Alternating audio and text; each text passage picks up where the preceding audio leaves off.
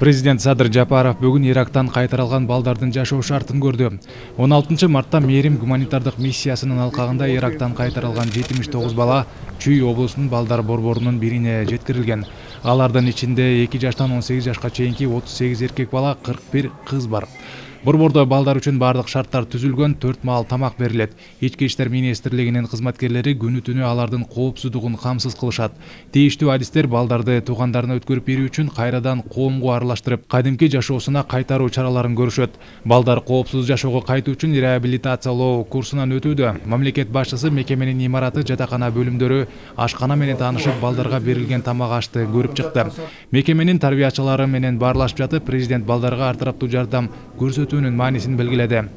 Мамлекет башчысы ар кандай себептер менен Иракка кеткен кыргызстандык жарандардын балдары бүтөн жерде согуштук аракеттердин кесепеттерин көрүп, аман-эсин кайтып келишкенин, ошондуктан өз мекенинде алар ар дайым баш калкалай алаарын, камкордукка жана коргоого алынаарын билдирди. Садыр Жапаров чет өлкөлөрдөгү өз жарандарынын коопсуздугун, өмүрүн жана ден соолугун сактоо үчүн мамлекет тарабынан бардык күч-аракеттер жумшалаарын өзгөчө белгиледи.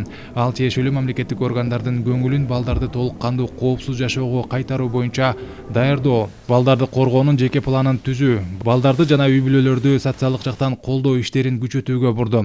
Президент бардык кепилденген мамлекеттик кызматтарды алууда ар тараптуу жардам көрсөтүү зарылдыгына токтолду.